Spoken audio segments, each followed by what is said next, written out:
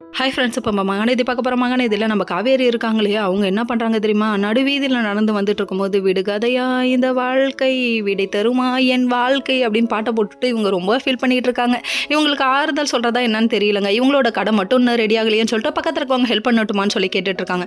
இல்லைப்பா, வீட்லேயே எனக்கு 1008 பிரச்சனை, இது எங்கே கடையை பார்க்கறது அப்படிங்கிற மாதிரி யோசிச்சுட்டு நின்றுட்டு இருக்கேன். அந்த டைம் பார்த்து விஜய் கால் பண்ணுறாரு. எங்கே இருக்கீங்கன்னு சொல்லி கேட்க, நான் இப்பயும் உன்னை பார்த்தா உனக்கு காவேரின்னு சொல்ல, அதுக்கப்புறம் நேரில் வாங்கன்னு சொல்லிட்டாங்க. அதுக்கப்புறம் இங்கே வந்து நின்று பேசிகிட்டு இருக்காங்க. பேசிகிட்டு இருக்கும்போது, நீங்கள் கவலைப்படாதீங்க, நான் உங்களை நம்பலன்னு சொல்லவே மாட்டேன், நீங்கள் கண்டிப்பாக வந்து இதுக்கு ஒரு முடிவு கண்டுபிடிப்பீங்க. அதாவது வெண்ணிலா மேலே கோவப்பட முடியாதுன்னு சொல்லிட்டு இவங்க நியாயமாக பேசுகிறாங்க. எல்லாமே உன்னால தான், ஆர்வ கோளாறு கொண்டு வந்து விட்டுட்டு நீ எவ்வளோ பெரிய பிரச்சனையாக்குற அப்படிங்கிற மாதிரி ஆயிடுச்சு.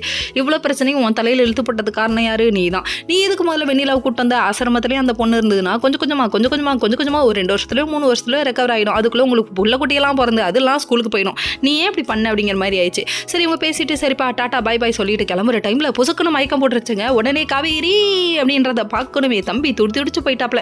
கொண்டு வந்து ஹாஸ்பிட்டலில் சேர்த்து என்னாச்சு டாக்டர்னு சொல்லிட்டு குறுக்க மறுக்க நடக்கிறாரு. உன் பொண்டாட்டி பிரசவத்துக்கு போன மாதிரி பில்டப் பண்ணுறியப்பா, கொஞ்ச நேரம் அமைதியாக இருப்பா அப்படிங்கிற மாதிரி ஆயிடுச்சு. இப்படி நடக்கிறவனுக்கு சுகர் எப்படி வருன்றேன் அப்படிங்கிற ரேஞ்சுக்கு நடக்கிறாரு. கடைசியில் டாக்டர் வந்து, ஏன்பா கன்சிவாக இருக்கவங்க சாப்பிட்டாங்களா சாப்பிடலையான்னு பார்க்க மாட்டீங்களா, என்ன சொல்கிறீங்க அப்படின்னு சொல்லிட்டு ஷாக் ஆகிட்டு இன்ப அதிர்ச்சி ஆயிடுச்சு. உடனே உள்ளே போய் இந்த விஷயத்தை என்கிட்ட இருந்து மறைச்சிட்டியே காவேரின்னு சொல்லிட்டு அவர் அழுவ முடியாமல் அழுததை பார்க்கணுமே. ஏங்க, நீங்கள் அழுகிறத பார்த்தா பல பெண்கள் வந்து குமரி வீட்டில் அழுவாங்களே, தேவையா விஜய் இதெல்லாம் அப்படிங்கிற மாதிரி ஆயிடுச்சு. அதுக்கப்புறம் இவர் அழுததுக்கப்புறமா சமாதானம் பண்ணுறாங்க.